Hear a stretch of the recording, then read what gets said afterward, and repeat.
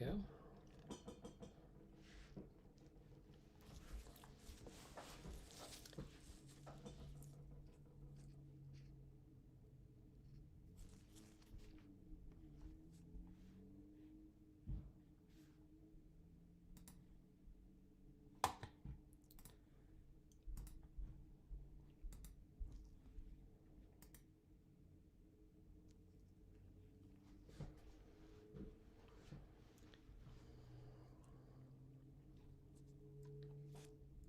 Alrighty. Okay, so I'm testing this new OBS app that I got.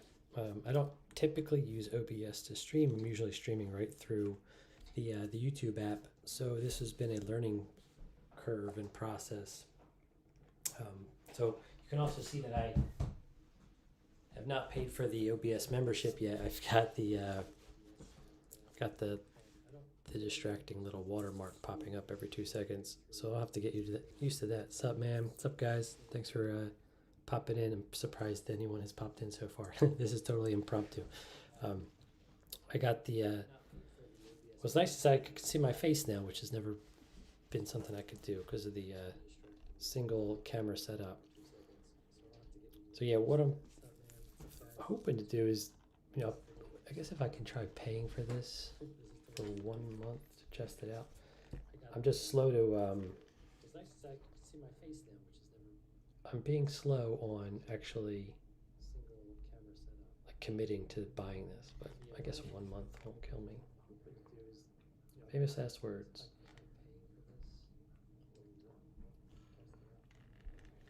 Okay, so that should stop the watermark overview, which is kind of annoying. And then I'm gonna have to go back into OBS and readjust my camera every time I rotate it. There we go. Cool. I mean, yeah, that's worth $11 a month, I think. I mean, it's $70 for a lifetime membership, which is pretty great too. So maybe I'll just go in and do that after this first month.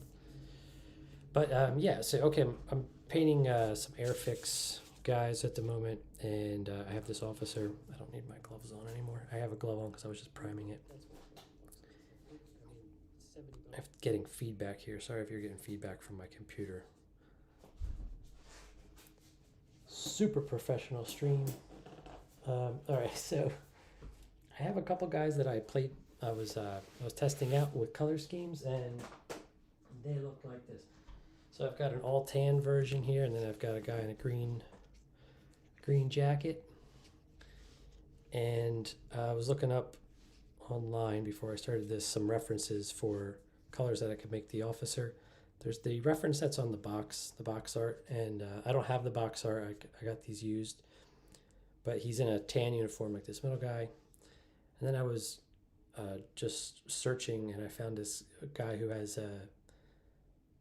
toy soldiers of these. They're like more like 12 inchers. I don't actually know how big they are, but they have really great detail. And he had a green jacket, like some dark olive pants, and his like straps and satchels and stuff were like a real dark brown. And his hat was green, shirt, tie were green, they matched. And the goggles on his head were brown, which I thought looked really great. Oh man, that's cool. I wish I could get some music going, but I don't have all my devices set up. So that's one thing that this is lacking right now, is some ambient music. But I will try and keep talking as much as I can, so we can you guys can understand what I'm doing as I'm doing it. I've got my wet palette here to the side, and I need my water, which I have, my brushes I have off to the side. I need to pick some colors, so we're going to do that first. Like I said, I painted these guys previously with some test colors, and I used a lot of tans and some uniform green. These are all Vallejo brand colors.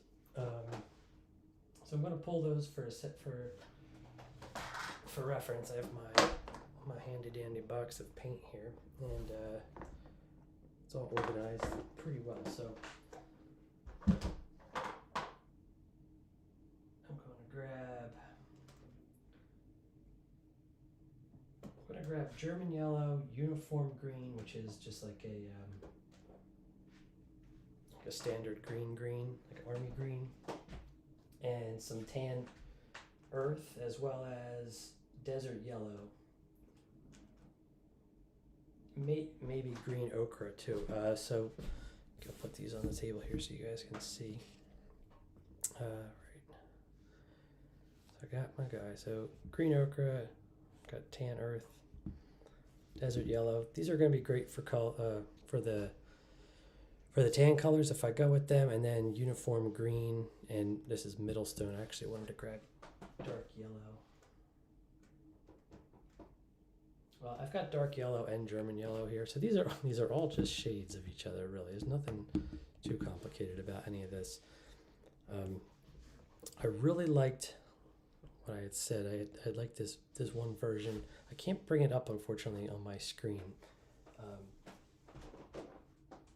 because I don't know how to share my actual desktop screen, but I'll figure that out. So what I also need is some dark browns for the satchels, and I have this nice whole red color, as well as it's called red leather for a bit of the accents. There's a bit of like highlights on it. So the last thing I would need to do is figure out what his skin tone is going to be. And I mean, Caucasian skin, I usually use light browns like barbarian skin brown and pale flesh, and that usually works out pretty good. So here I go with barbarian skin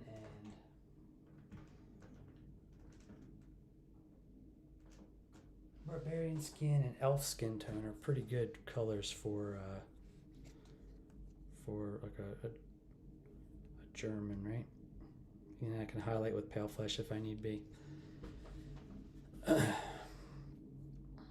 Happened to be some. Oh, sorry, misread your thing, Raphael. How you doing, bub? I got inspired by you painting the models and just bought a bucket of soldiers paint. That's awesome, man. They're great for practicing, and then, if you really enjoy painting, you can move into model kits, which is what I've started to do a little bit. And I've also gone, like I started with Warhammer. I felt like I was just sort of turning my wheels, not really getting better. And I wanted to be able to practice stuff without like ruining expensive models. So I got into painting army men for the channel, started building up from that. And it's a great way to practice over like repetitious acts. I did a bunch of British Commandos recently, Airfix ones. They're not like as expensive as the more expensive Warhammer models. And then I went to paint a face for Warhammer, and I did probably painted my best face ever, for an orc, that is. And then I painted a really great face for a larger model too, because I had so much practice. And I really liked the way the British Commandos came out too. So this guy doesn't really have a well-defined face. We're looking at, he's looking through binoculars, so we're looking at a little like limited detailing in that regard. Turn the light up here. So let me see here. I don't think I'm going to need all these colors. I'm going to whittle them down, and before I do that, I'm going to get some music going so my head doesn't pop off. And it looks like I've got my light. I got lights right in my face, which I need to adjust. So hang on with me. I'm still getting the new 2-camera setup figured out. Thinking maybe one's gonna go over here.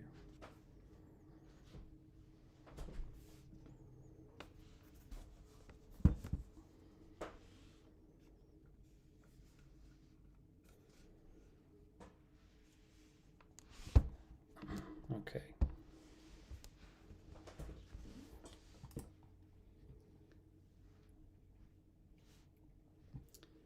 So I need to check on OBS.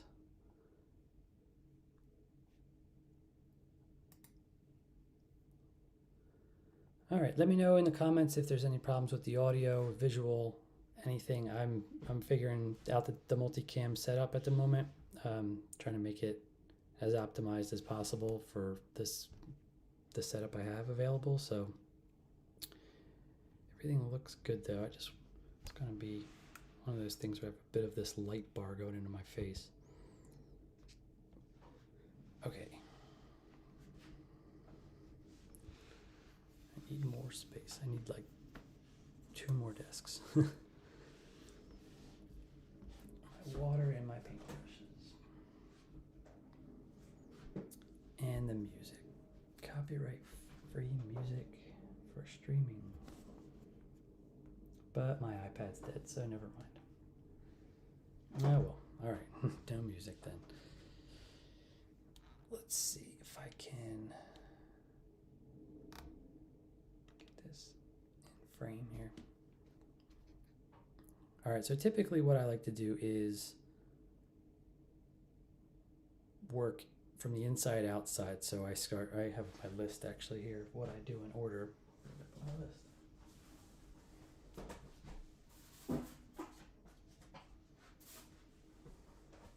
Bear with me, I just moved my list of everything. Essentially, what I do is work from the face out. Oh, here it is.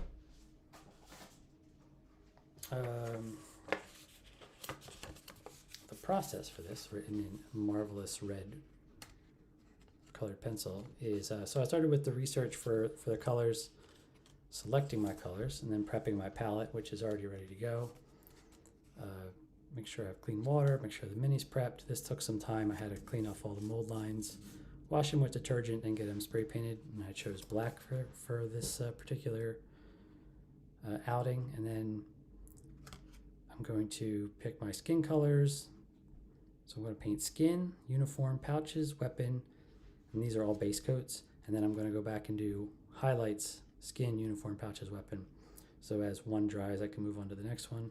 We'll see how it usually, I mean, these dry pretty quickly, but I want to go a bit slower and make sure that I do a good job. So the last thing to do would be, hit all the accents, like the eagle on his hat up here, any sort of reflections, or like light reflections in the goggles and the binoculars. I don't think there's anything too complicated about him. And then figure out what I might do for the basing. And because he's a desert soldier, I want to make it look like he's probably make it look like he's on sand. And I have some basing material for that. I have a very fine tile grout.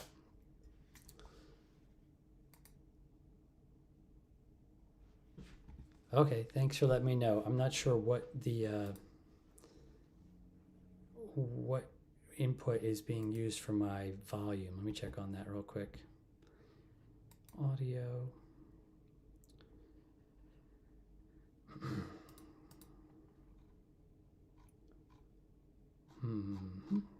Yeah, okay, I need to, there's a couple different settings here that I need to just check out real quick. So video capture. I think my computer is the microphone, and I can try speaking up a little bit more. So let me know if it's still low or if it sounds better now. I will certainly do my best to try and speak up. So first things first, like I said, I'm going to start with the skin. So I've got a couple skin colors picked out, barbarian skin and elf skin tone. As I'm sitting here thinking about it, I'm wondering if I should do something with some red in it. So maybe actually start with the red leather as the base tone for the face, and it can also be the highlight of the pouches, which is cool. And then move up to the elf skin tone and barbarian flesh as, so yeah. All right, red leather as the base, barbarian skin as the mid, and elf skin tone as the highlight. I think that would work pretty good. So this is what we're looking at for the face here, and then the next step is to just shake them up a little bit. I'm gonna put these other colors off to the side.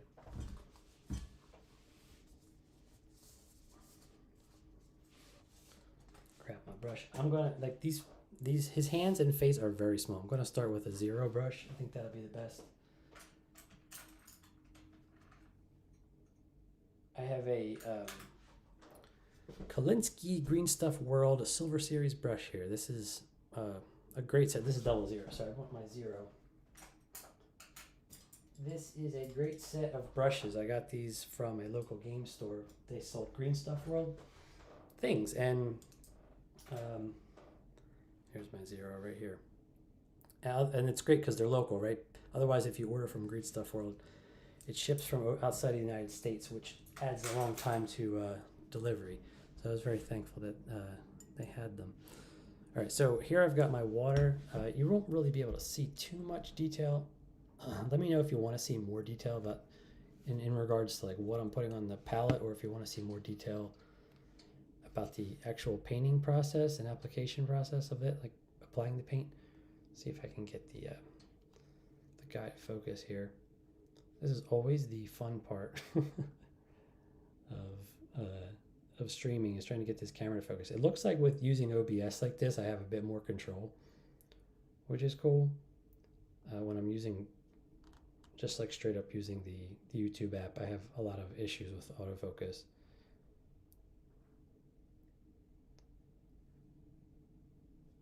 I'm actually on my ultra wide camera.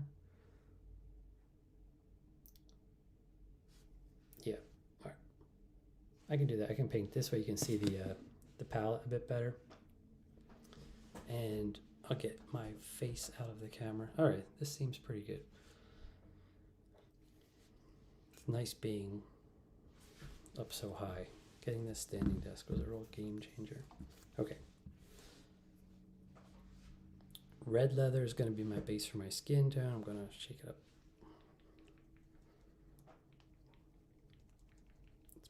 It's pretty well used recently, so it's not too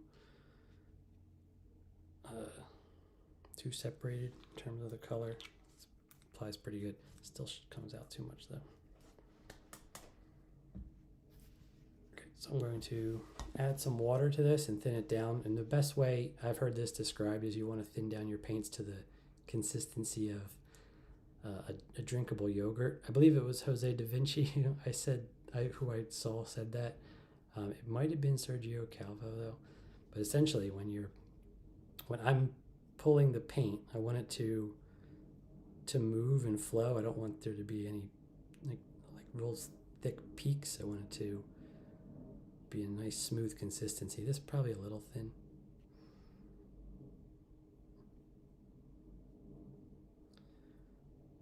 But something to this regard here. Let me see if I can zoom in. I think that's just too far away.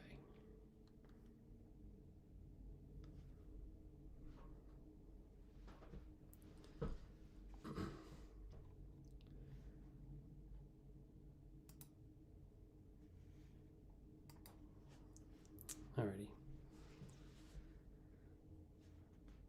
All right, an important step of this is the breathing. So I practice yoga very regularly for stress, anxiety relief, all these other healthy benefits.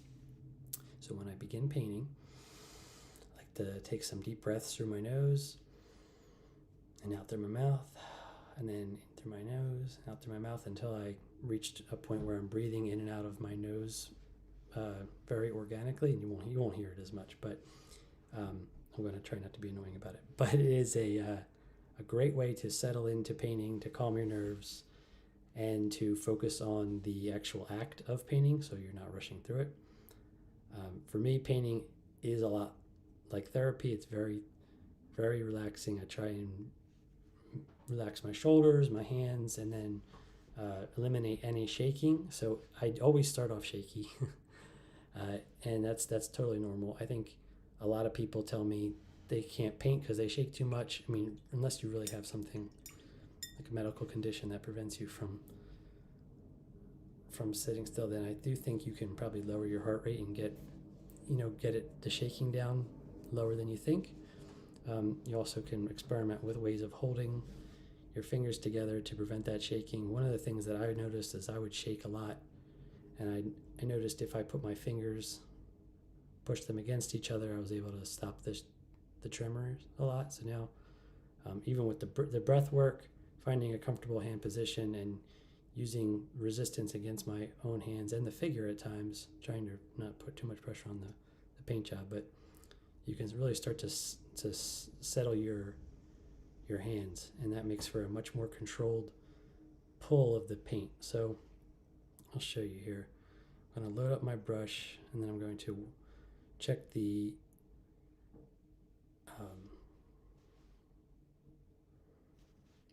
consistency on my hand. Now that's a nice pull. It's got a nice evenness to it.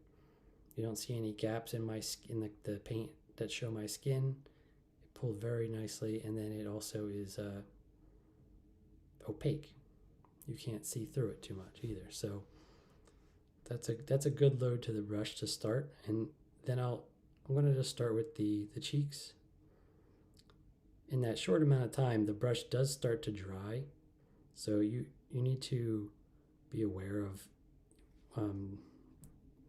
how moist your bristles are staying. I know a lot of people hate that word, moist, but it is important to keep the brush tips just ever so moist when you're pulling the paint. You don't want them too wet, you don't want them too dry. Too wet and you get paint that pulls in all the wrong places and it's more consistent of a wash, and then too dry and the paint doesn't flow easily, and you risk damaging the bristles because you're actually, like, at a very small level rubbing dry paint on a plastic surface, and it's damaging the soft fibers of the brush. So when you're working with horsehair, it's really important because they're more expensive. These brushes themselves are like $15, but you can get, if you're starting out and learning, synthetic ones are really the way to go. And I get all my synthetic brushes from Hobby Lobby. They have a brand that they sell called Master's Touch, and they're always on sale. Like, you can get them for usually 40 to 50% off. It's typically 40% off though. So like a $3 brush ends up costing you like $1.75 or something. You can just load up on those and learn. I have so many of them in the drawer next to me, in various states of wear and tear.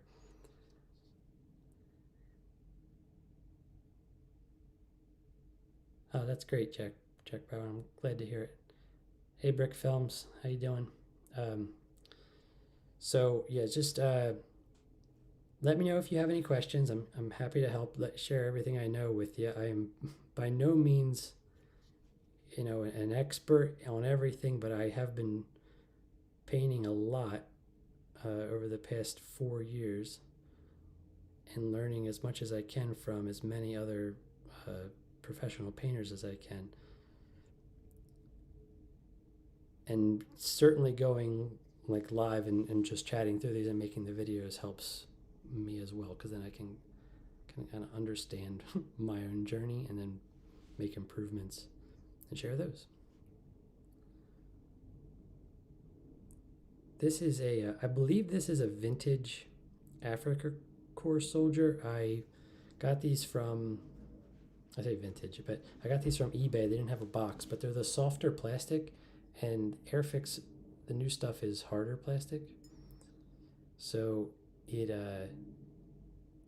it's more brittle, and these are more like a waxy, rubbery plastic. So they take paint a little differently. They clean up a little different than the harder plastic ones. I noticed when I clean them with a razor, I end up with these frayed edges. And I try and clean them up with a light, like a heat source, usually like an open flame, but it's really hard to get them perfect. The harder plastic is easier to clean up. So it's a bit of a compromise. You get the older figures, which is cool, but the plastic is a bit more, I guess, porous too. The way it takes the primer can be a bit tricky. Newer plastic Army Men, like if you just bought like a box of them, you're not going to get the same. I mean, definitely not the new ones, but you're not going to get the same level of detail. You're probably going to get more smushed heads or irregular shaped hands and features, but they're totally valid for practicing your basing and your just in general, like um, your paint application. So whoever tells you not to start with Army Men doesn't want you to save money. So yeah, as I started doing this. I mean, I jumped right in with Warhammer stuff, and I was buying a lot of used things, but I was just ruining models left and right because I didn't have a process for painting. I didn't have enough experience. So I'm glad I started on Army Men just as a random thing. I had all these figures left, like Army Men from the 90s. And then that led me down a fun journey of learning more about vintage Army Men, because I love toys. I love vintage toys, 80s and older. And I remembered having these Matchbox Army Men. And I remember they had like these little nibs on them that you had to pull off. So when I forgot about them but when I started collecting the vintage Matchbox soldiers again, I was like, really, the nostalgia wave hit me hard. I was like, oh yeah, they had these little nibs on them you had to pull off. I never understood what they were. They have like little numbers on them, but I guess it's for identifying in the production process. The people know like you need to have every number accounted for inside the box. So you need number 1 through 14 or however many were in there. So for painting this guy, this is all just going to be a base coat. I'm just trying to essentially tie it in, make it as even as possible. Sometimes it's necessary to do 2 coats depending on how dense the pigment density is. Like this brown I'm using is pretty good, but I'm also thinning it down a lot so I can get some even coverage, and that usually involves having like I need to like do a second one, the second coat, just because like the black shines through a little bit too much.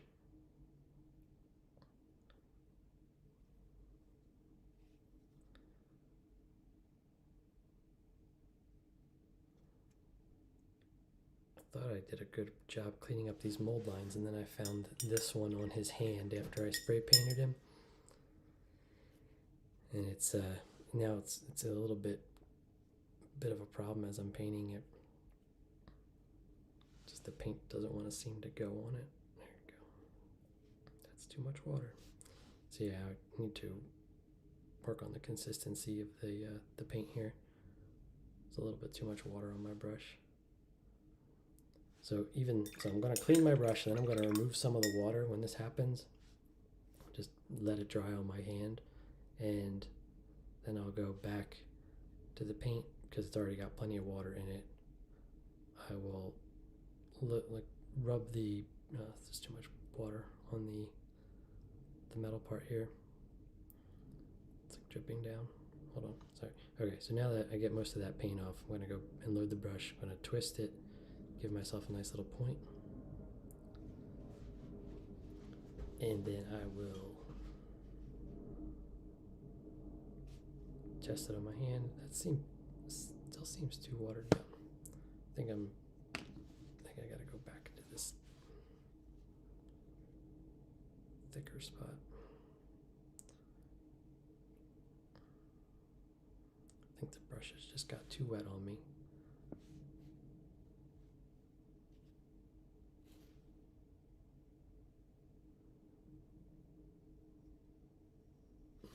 Hold on 1 second. I need my paper towel here. I think I just got too much water up the metal part called the furl. Need to completely dry it off and start over here.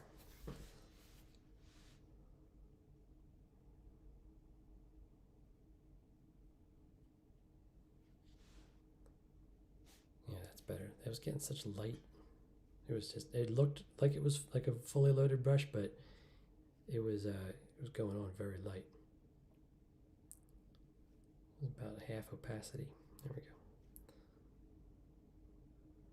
So one of the big things I've been learning is using, like thinking about the paints in terms of opacity.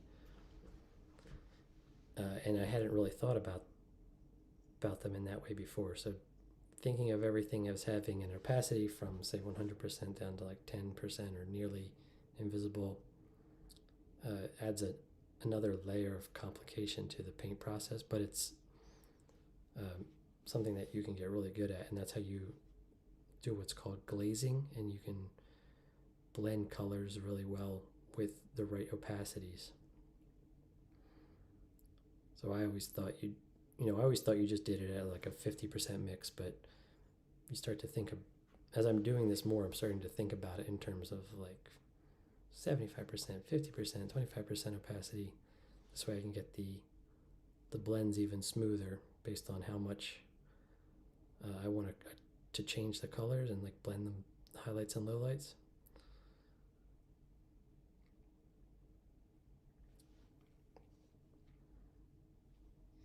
And yeah, thank you everyone who's stopped in and said hi and just checking out the channel. I know I keep putting my face in front of my camera here. I forgot I had dual camera set up. This is a whole new approach for me. I typically never have my face on camera, but that's because I didn't know how to do it. So now I got multicam set up on OBS, which is very exciting. I feel like it opens up a lot of new things for me in terms of recording video too, because I was sort of stuck on figuring that out, and then I realized I could use OBS program, which is for streaming on sites like YouTube and Twitch. So that's really cool. Alrighty. I'll just get a bit more coverage on his hands, and then I'm going to look at the base coating his uniform and figuring out what those colors will be. I think I'm going to start with the jacket, and I will use uniform green to get me started. I think I might highlight that with middle stone and possibly German yellow, but I gotta see how the uniform green looks first.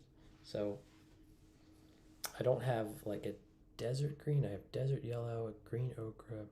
I don't think I'm gonna like the way that looks. And I've got dark yellow, but I do think uniform green might be closest to what I have for, like in terms of like what Afrika Korps colors would have been. And that, I have an example of that. Where did I put them? There's like nothing around me, and I'm still misplacing things. Oh, here he is, in the paint. Okay. So I believe this is uniform green, but this might actually be brighter. Maybe I should do olive camo green. So I have German uniform green, but I think that's, I don't know if that's the right color either. I think that's too much like European theater German uniform green. I might be wrong. I've got olive gray. I'm gonna try olive gray because I've never used it. So we'll go with that.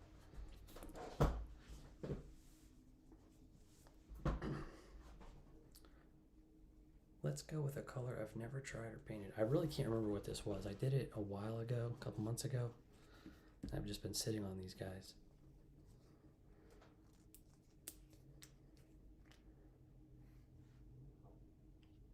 This looks not well mixed is what it looks. Okay. Actually, that might be a good color. Trying to get some of my air bubbles out of here. Whoa, what a mess. Yeah, that more mixed version looks a bit closer to what I saw in the photo references. So I don't know if Vallejo has like Afrika Korps German Afrika Korps green.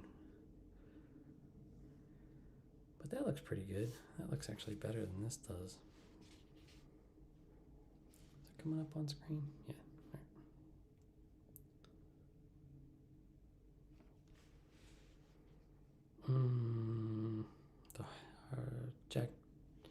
Jack Bauer. The hardest one to paint.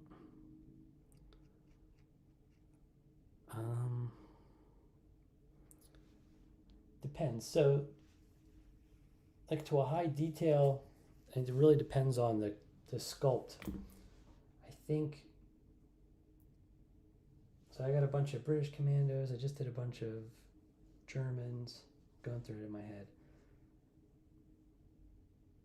I mean, yeah, hardest to paint. Things that are hard to paint usually don't have good detail in them, but everything I've been picking kind of has some better detail in it. The things I've spent the most time on lately that took the longest were, I'm looking for them. I put them down somewhere. One second. I have a U.S. soldier. Oh, he's in here.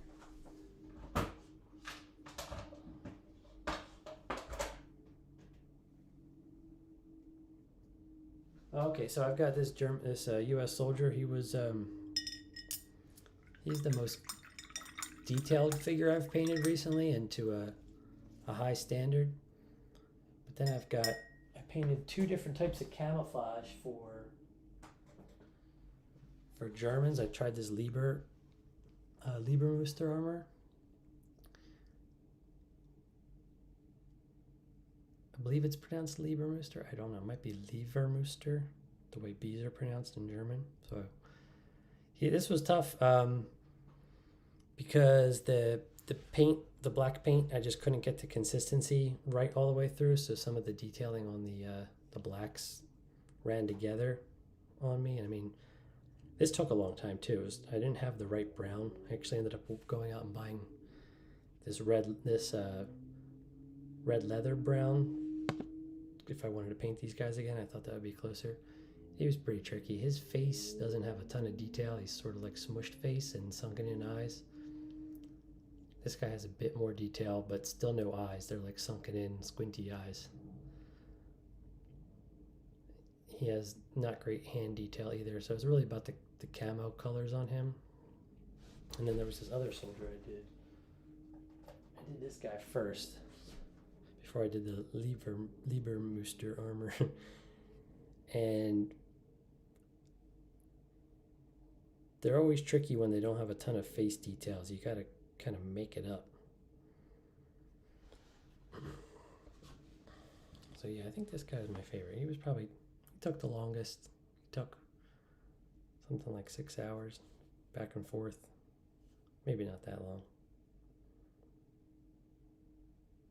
No more than 6, I'd say. But I kept going back in and doing more detailing, and then painting over stuff. So I don't know if I should count that time. If I was trying to be efficient, probably try and get the paint time down to under 3 hours for him. Doing his face took me a long time. This guy is actually pretty hard to paint, this little guy that I'm working on right now. And he's only difficult because I haven't started. Been thinking about painting him for a while. I've got a lot of Matchbox soldiers I want to paint too, and they have a bit more of a like chunky style. These guys have almost like more, I'd say, realistic proportions. And the Matchbox figures all have they look like thicker, chunkier designs. They're more designed, say that. Airfix is more realistic, aimed at realism, accurate proportions. Matchbox, toy company, more focused on creating a toy for a child. Okay.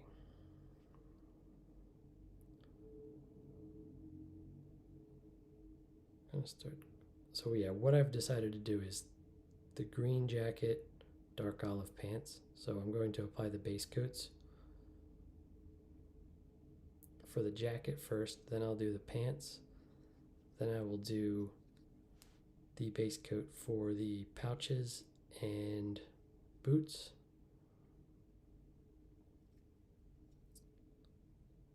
His hat has to match the jacket as well. I have to remember to do that. He doesn't have a weapon, so he's got the binoculars though. We'll do those as maybe we'll have those match his satchel. So it's like a dark brown. This hull red that I have looks good, I think.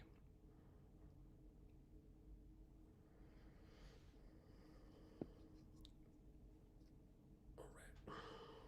Well, this is nice. I've got my situation's much more figured out now that I can see myself and you can see me. Hello. I have been tinkering away in the back side of the YouTube channel, trying to determine if I want to start a Discord or do some sort of a membership type thing with so many people messaging me and showing interest. I'm now figuring out if I want to go that route where I've got like a community built up that people can contact me more directly, and I can make this more of a a regular job type thing approach. So I'm trying to work on some details of what that could look like, if it will start as a newsletter or if I'll go right into opening up a Discord, and if there's enough interest in that, then gauging more direct getting more direct insights from what people would want that way. Lately, views on YouTube have been just abysmal no matter what I post. And that's fine, because I really appreciate the core audience I have now. Everyone who's stopped by, thank you. But I want to give you guys more, and then I don't really care so much about the views or the growth so much as the fact that people are reaching out and interested and want to learn more. So that's cool. But in the back of my head, I'll keep thinking, well, what can you do to provide more value? And those are things I just don't have all the answers to. And I think I just need to ask the questions, like, what do people want? Do they want painting tutorials? Some people, or do they want something else? Do they want a community? Is there one already? I know there's a lot of people on Facebook groups that are into either army men in general or toy soldier collecting. There's some people who are really into the painting side of things. So there's the collecting, the playing, the painting side. Just people who like to watch for the nostalgia of it, which I totally get to.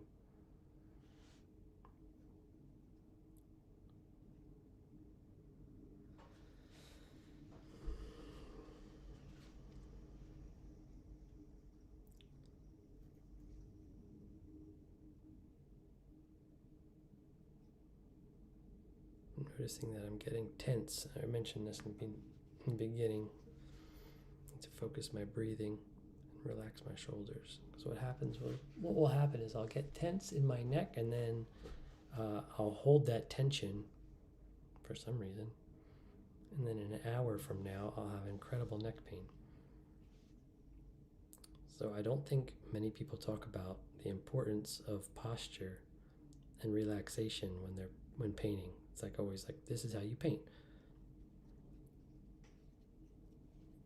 This is how you get this. These are the colors you use. But if you're not comfortable, and if you're hunching, painting is just going to cause you problems you did not foresee. I had some terrible neck pain for a long time before I got the standing desk and started to make changes to correct my painting process.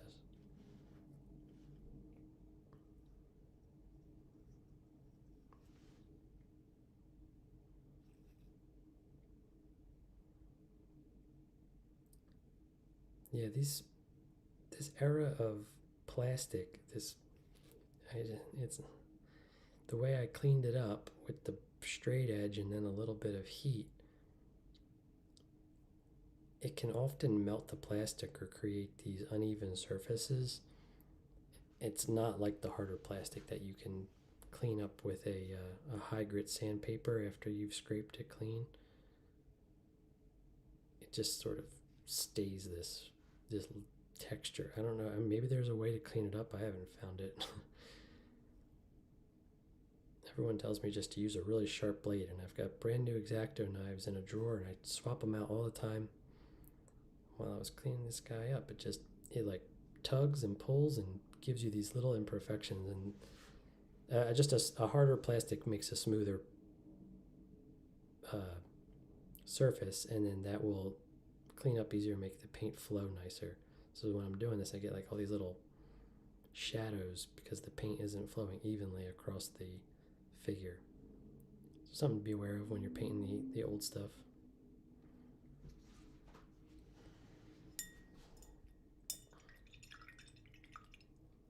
Hey Logan, how you doing, man? Thanks for joining. Let me know if you have any questions, if you just want to hang out. Right now I'm painting the base coats of this jacket in olive gray. I don't know if I got a good shot of it. Olive gray.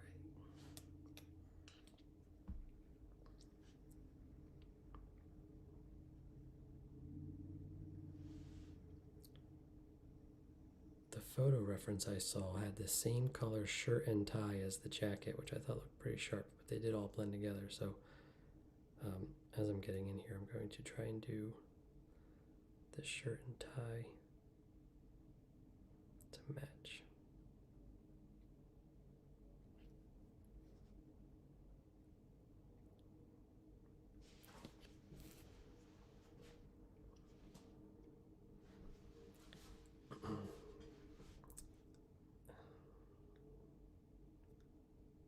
I think I saw that there were 12 people on at one time, which would be a record if that was true. So that's cool. Yeah, thanks for joining me, guys. If you're hanging out for a second or the whole stream, I'm probably going to go. I appreciate it. I'm probably going to go for. I'm going to try and get at least the jacket and pants base coated. So, but there was a long, slow setup for me to actually get on, start painting. I wanted to start at 3 today. I'm going to try and aim for at least an hour and a half painting, and I've been on for, I don't even know, I don't see the time anywhere. It's going to be like 40 minutes now.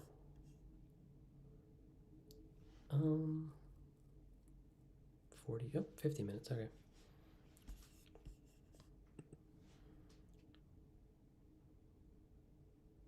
Yeah, so trying to aim. The reason I have to stop, well, first off, I need to give myself breaks, but my son will be home and he's gonna want to play, so I'm gonna have to stop this and do another stream tomorrow. Maybe finish him up.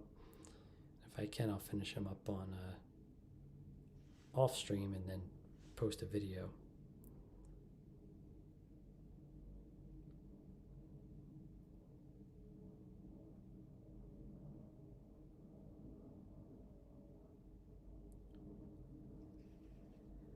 I think that this number 0 is causing me too many problems.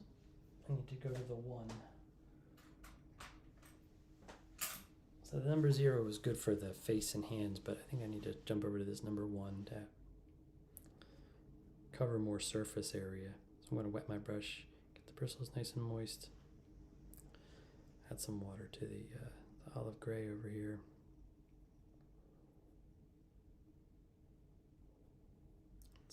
It's too thick. I need more water.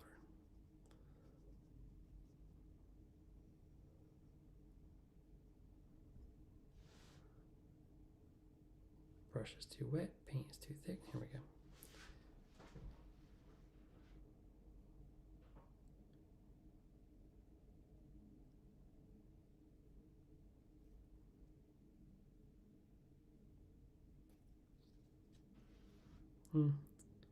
Yeah, that's fine for now. Get this.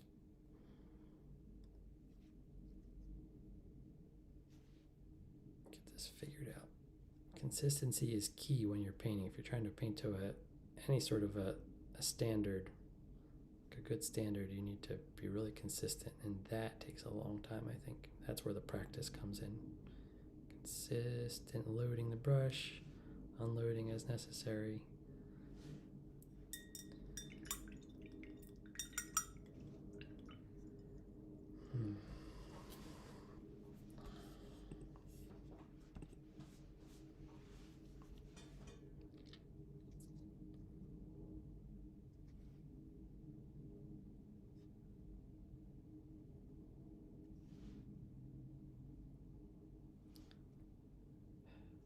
Brush is too moist.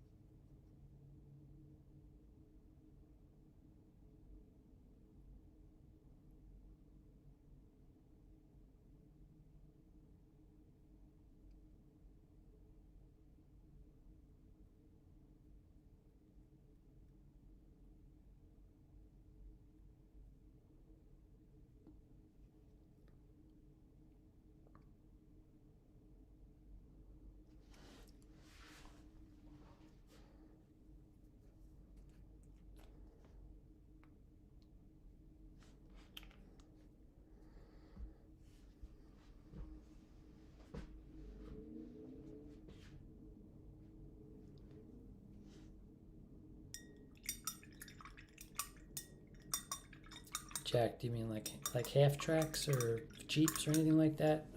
Anything like that? No, I've only painted a couple vehicles. Painted 2 tanks, mostly troops. I honestly just don't have the space for a ton of vehicles. I'm pretty heavy into the troop stuff. A lot of army men in general. I did have my eye on some things. The honest truth, though, is that I think painting the vehicles, for me, always felt like something that could wait, because I really wanted to get better at painting faces first and getting like really good at the small details of troop choices. So I have dabbled in some tanks before, and I do enjoy it. I think I just end up getting a little impatient with them because they're such large expanses of like flat shapes, like the doors and the hoods and stuff, and then the details really come in the weathering, and that stuff is a lot. I feel like you don't need to be as, I mean, it's not exactly true, but the areas I wanted to focus on were skill building in faces, so not too much more on the vehicles at this time. At some point, though, I'll do more.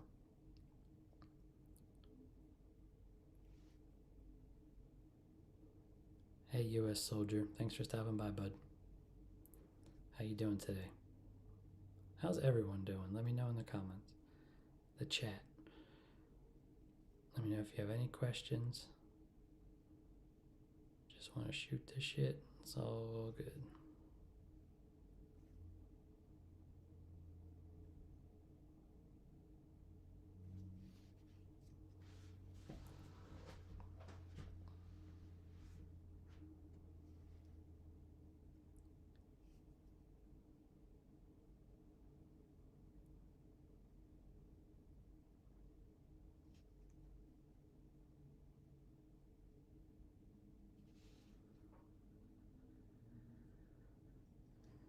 Some days I paint like that. I get a little mistake. Some days I'm painting and it just feels like I've never painted before in my life.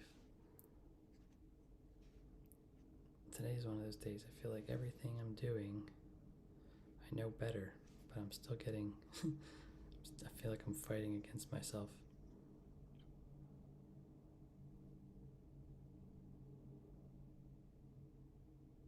either the brush is too moist or not moist enough and the paint's not pulling right. I've never used this color before either, so there's that. But it really shouldn't be that big of a factor. This number 1 brush, I unfortunately am not liking. It doesn't have a good tip. I mean, it's a shame because it seems to happen with all my brushes. I'm too rough sometimes. I'm gonna try this AK Interactive number 2 because this one has a pretty good point still, I think.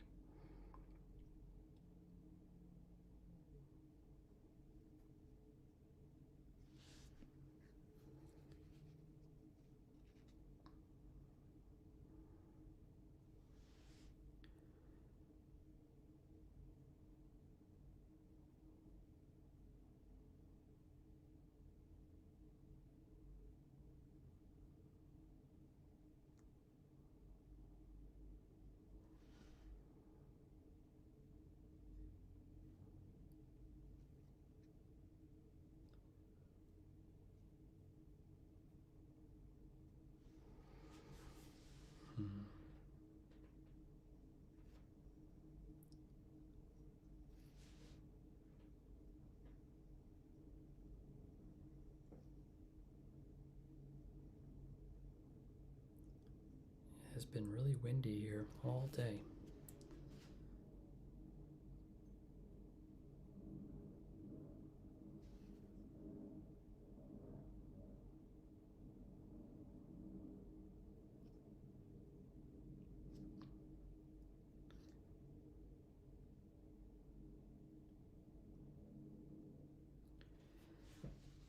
I'm starting to get annoyed by mold lines on the Army men. I mean, it never really bothered me because I always kind of figured they were, they're Army men. They're supposed to have them. Like, it's kind of pretty typical. But I've been painting more Airfix ones lately, and they always have the mold line going down the face. And I'm just getting sick of having to spend so much time on cleanup, like getting them prepped. It's becoming a bit of a low point in terms of the painting process. I'd rather just jump into painting. That's basically it. But to do a nice job, I have to spend the time. That's something that if you're starting to paint Army men as well, you have to determine whether or not it's worth it for you to spend that time. Like if they're just cheap, like a cheap box or a bucket or whatever of Army men, I wouldn't waste my time on it. But if you're painting vintage especially, or something like Airfix quality or above, you're gonna want to take that time. And if you really are just interested in painting, it can be kind of a hindrance. It slows me down. Like, oh, I want to paint, but this guy is a complete mess with mold lines, and it's going to take me 45 minutes just to get them cleaned up. And I might not even do that great of a job with it. It's always back and forth. So I have a few Tamiya kits. They're model kits. They're 135 scale, so they're a bit smaller than these guys. But I'm going to be painting more of them for the channel, so I can improve my painting and just improve the final quality, like the output quality. I'll still paint the Army men too because it's a lot of fun, but I want to take all these skills that I'm building and now apply it to a higher quality miniature. Give myself a break from all of the quirks of these mold injected figures. See, like all these little bumps and tears are starting to find them a little off-putting. And it's probably just me being impatient.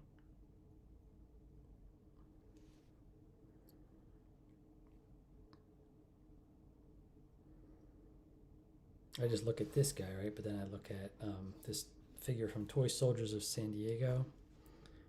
He has a similar plastic. He's softer, so like his gun tip bends real easy. but he's bigger. He's 54 millimeter. I think he's probably like closer to one. So this is 132 scale. He's probably like 128 scale. They say they're 132 on the package, but they're bigger than these guys. So yeah, like this guy doesn't have any mold lines down his face, and it just you end up with like a much nicer finished piece when you get to a certain level of proficiency with painting. So I would expect most people, as you start to paint army men more and more and more, you're going to want to get higher quality army men and do a nicer job. I like painting rifles, Jack. I like painting the wood stocks. And the MP40s are cool, but they're just all metal, right? Like this. Isn't that an MP40? They're really easy to do. You can dry brush. You could do a simple gunmetal metallic paint, or you can try non-metallic metal. But again, these guys don't have like the greatest detail. Well, these ones specifically are from BMC, which I learned are reproductions of classic toy soldiers, and they don't have a ton of detail. So they're not super fun to paint. Like, I don't like to spend a lot of time on the weapons. It's more about paint application and trying camo on these bigger guys. But these guys have, his rifles, it's decent enough. I mean, it's still not like the best sculpt, but it's better. And this guy right here, this is a Tamiya model kit. He is excellent. His Thompson has a great amount of detail. I think he's going to be a lot of fun to paint. And then I've got several German kits, and their weapons look a lot better too. Hold on one second. I got them right here. So I recently got this military miniatures. It's 135th scale German frontline infantry. These are the guys in the back, and you can tell just from these photos that their detail is like worlds apart from the army men, just like bag of army men figures. And the paint was applied pretty heavily to some of these guys, especially in the face.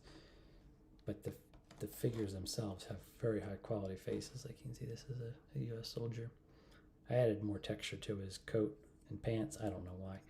I was just scratching and fiddling and kind of went overboard on it. I was curious to see how he's going to paint up. But yeah, these guys, if you really take your time and go slow, I mean, you can get crazy detail. I've seen some people on Facebook groups who are magnificent painters, and they do lots of detail with wood grain in the stocks and stuff. I think that's really cool. I would like to get to that level. Just this size right here is a number 2, and that's because I'm applying a lot of paint over broad areas, so I don't need to be super precise, and I want it to hold more paint so I can paint for longer and don't have to keep dipping back in. So this is a number 2. I used the number 0 for the first base coat of the skin because I needed something with a very thin, like narrow tip to get around like the neck and stuff. Probably going to need a full base tone. Like the mid tone I'm going to use is barbarian skin, so that'll be like my next step up, and I probably will try using this number 2 because I like the way it's cooperating with me today. So for the pants, I'm going to use a color called I have not painted any Vietnam Tiger camo. I'll have to look into that. Is that a so that's Vietnamese Army Tiger camo?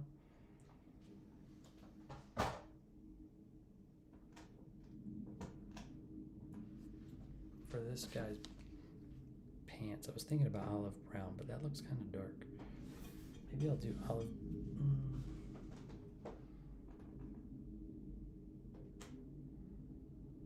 I think I might just do field drab. I think that would be lighter.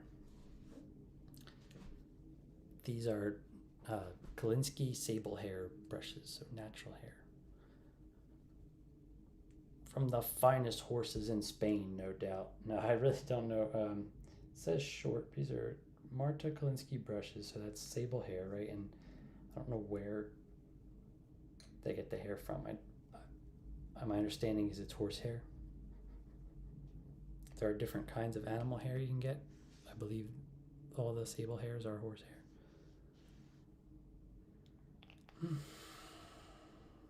Oh, okay. U.S. camo. That's cool. Used that in Vietnam for American Special. Check it out. Does it really look like a tiger? Or is it like striped? I've only painted a few Vietnamese plastic army men that I had. They're right below me, actually. But I just did standard green, like olive green colors for them. I have a whole set of this style of army man figure.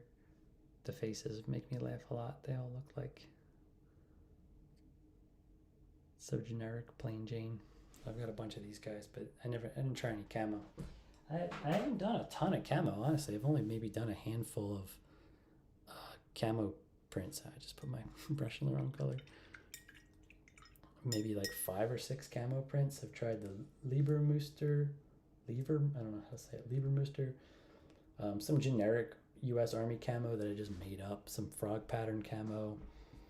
A lot of stuff just trying, making it up as I go.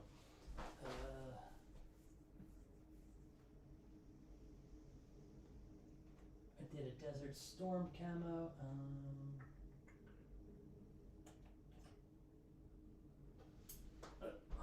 So I've done these two, but this guy I would definitely, on a new attempt, I would paint that differently. And this was just like some general Desert Storm camo I tried out. And I think I shared these two already. If you haven't seen them, these are 2 German camo prints that I tried. This is the Liebermuster, and this is just some general forest camouflage I made up. No reference or anything, I just had some colors. But these would have been used by the Wehrmacht. I don't know how to pronounce it, sorry. These are like late war camo prints.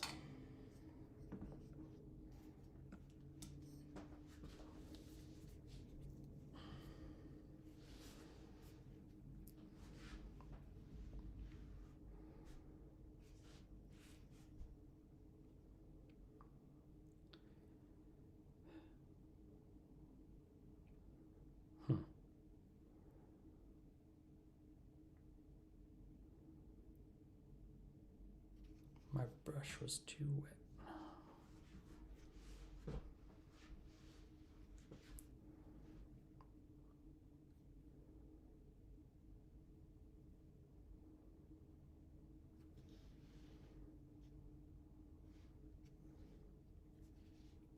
Oh, see, told myself not to forget the hat, and I already forgot the hat. It's going to be the same color green, so I'll go back. Do this, what did I say this is? This is U.S. Field Drab I'm doing on his pants here. It's like a dark sandy color. I don't love this paint, this one specifically. I've never been able to get the consistency very smooth and opaque at the same time. It requires multiple coats. I've painted it a lot too, because I've painted a lot of World War II U.S. soldiers, European theater soldiers. They use a lot of this stuff. Just not crazy about the density of it.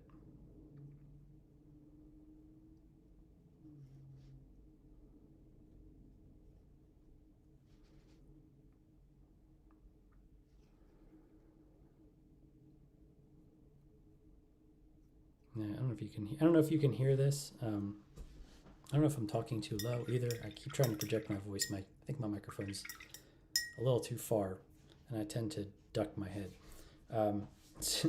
So um, the brush got too dry, and I could start to hear like the scraping of it, and that really drives me nuts because that's how you start to damage your bristles. You can feel it. It's like a scraping. When you ideally when I'm painting, I want it to be nice and smooth off the paint. It should like feel good as it comes off, right? So that's a bit better. It's a little bit more watered down than I'd like, but it's pulling off the brush a lot smoother than it was without that rough scraping noise.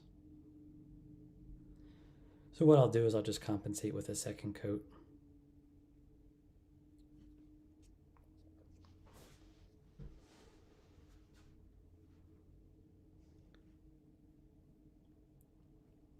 Soldier Force, huh? I've never heard of that. Where are you specifically in the world? Are you in Europe or the United States? Where are you at? I'll have to look into that Soldier Force.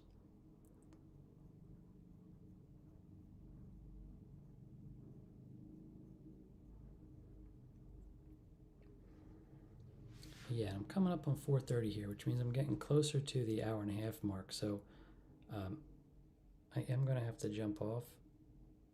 My son will be home soon. I know he's just going to be loud.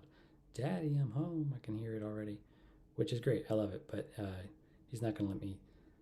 He's not going to let me get anything done, so I'm going to have to jump off. I think I might call it a hard stop at 4:30, so another 6 minutes, and then I will attempt to redo this again tomorrow at 3 o'clock again. No, actually 3 o'clock won't work. I'm probably looking at closer to like a 12 o'clock or a 1 o'clock painting, like live painting session tomorrow, which I know isn't ideal for everyone. Tuesdays are pretty quiet in general. Like not a lot of people are on YouTube on Tuesday afternoons, just with the work week and stuff. But I'm going to try and be more consistent with my live streaming so I can just build up more video content, and then I'll have more to pull from as well when I'm going to make like my shorts and longer form content if I do anything related to this. So look, I'm already starting to get too dried out on the brush. When I'm talking, I usually make mistakes like this too. I'm also getting tired because it's late in the day. For me, I've been up since 6.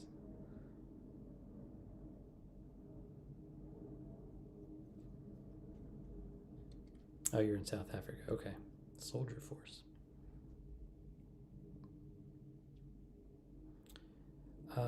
If your paint is chipping off, you have to check and you have to make sure you're using a primer first. So I primed with spray paint. It's a plastic. It's meant for plastics, so it kind of eats away at the plastic a little bit. Like just it gives you some grip, and then you're painting on that paint, the primer paint, rather than directly on the model. But if it's chipping off and you did use a primer, then you can seal it with a varnish. I use a matte varnish, and you just have to make sure that you do it very light coats, or else even a matte varnish will look shiny if it's too close, and I learned that the hard way. But yeah, man, varnish or prime and varnish. And the paint quality matters too. I don't know what you're painting with. Cheaper paints are going to be just thinner in general, and I don't know necessarily like what the differences might be across every range of paint, but I primarily paint with the Vallejo branded paints because they are designed for miniatures, and I think that comes with like the understanding that they will be handled often and they have a bit more of a durability to them. I've never really tested the durability against other paints like to any degree, but I find that washing the miniature, priming it, and then varnishing it after keeps them pretty indestructible. I have a few Ninja Turtles that I painted, and they're very soft plastic, and I varnished them and I just let my son play with them, and they are like a little damaged, but he's pretty rough with them. He bangs them around and stuff.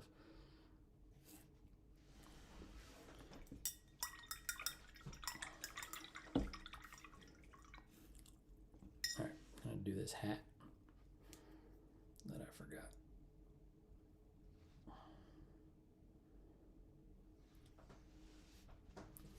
So yeah, hello again. If you're just joining me, I just got OBS set up. I was streaming through YouTube's like live program, but basically just through the YouTube app, and that was pretty limiting.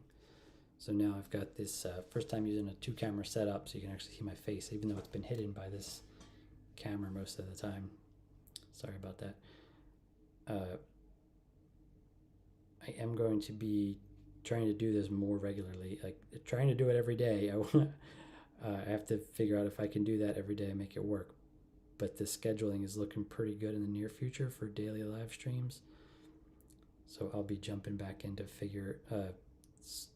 try and do as much as I can and give as much advice as I can, finish as many figures as I can.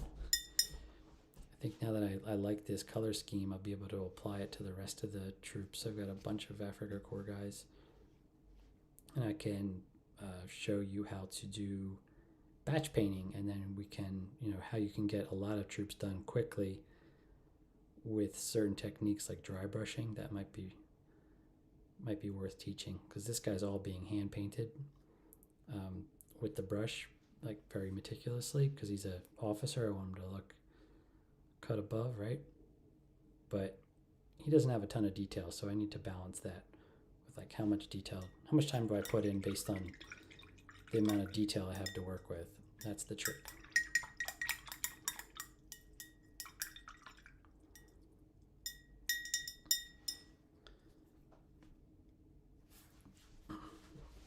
Okay, so the next step to do will be to paint all of the like the straps, the gun holster, this little bag back here, and his canteen. But I'm also going to want to, like, you can kind of see, like, this very thin coat of paint is rubbing off on the legs a little bit. But they're probably going to need another base coat, but I might go right into the mid-tone for that.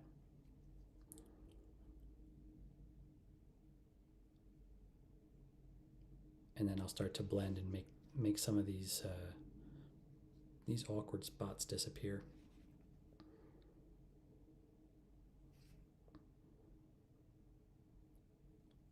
Yeah, classic, like vintage Airfix. It's awesome because they're old, but they're a pain in the butt to clean up, and they just don't take the spray paint as well as harder plastic miniatures. I'm sure there's some science to that. I don't know if it's eating away at it or it's just not absorbing it the way I'd like.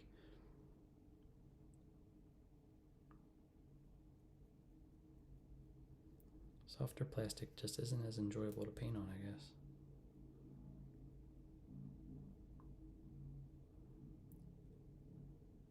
It's got to be something to do with like the porousness of the material, the way it's absorbing the water. It's just slightly different. But I mean, this guy turned out good, so what did I do different? Size, maybe? There's just less to clean up on him. I guess that's a big thing. One thing I did want to mention, when you're cleaning them up, after you scrape the mold lines, if you want to wash them, you do want to wash them, but you want to try and use a detergent that can remove a lot of the surface oils. So maybe I just didn't do enough washing with this guy. I did throw him under some soapy water, but dish detergent may have cleaned off some of the oils better. I can't say for certain that would make for a better painting application, because he's already been primed, but we'll see. I painted this guy over here, this other Afrika Korps soldier, and I did it with the tans, and it looks good, right? It doesn't look bad. Got some rosy cheeks, but it wasn't enjoyable to paint on it. I felt like I was, again, like just sort of working against myself in a lot of ways. So I'm going to leave him the way he is. I might update his jacket. Righto. So straps, pouches, boots,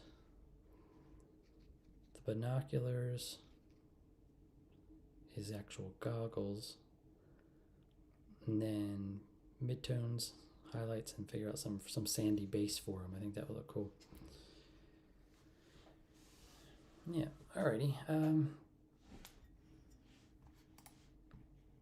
gonna just check. Okay, didn't miss any messages, right? I'm gonna jump off here in a second, guys. So I want to say thank you again for joining me. If you do have any questions, you can leave them in the comments, and I will absolutely respond to them as soon as I can. And I will also be back tomorrow. I'm going to aim for no later than 1 p.m. Eastern time to tackle some more painting. It might be this same guy. I got to see how the rest of the night goes. If I can get back in and get him a little bit further on, I will absolutely do that, and got to make sure I record it too. But yeah, that's kind of the basics of it. And this video will be up right after I hit end, so you'll be able to rewatch it as you want to. I went through some more detail in the beginning about the paint process, like the paint picking process, and the process for paint application as well. So I appreciate everyone stopping by. I'm glad I got the 2 cameras set up, figured out. That's a huge hurdle that I was stumbling over, and I think it means great things coming. So appreciate you hanging out. Come check me out again, and I look forward to seeing you guys all real soon. Now I have to figure out how to end it. All right, stop streaming at OBS. All right, peace, everybody. Have a great day.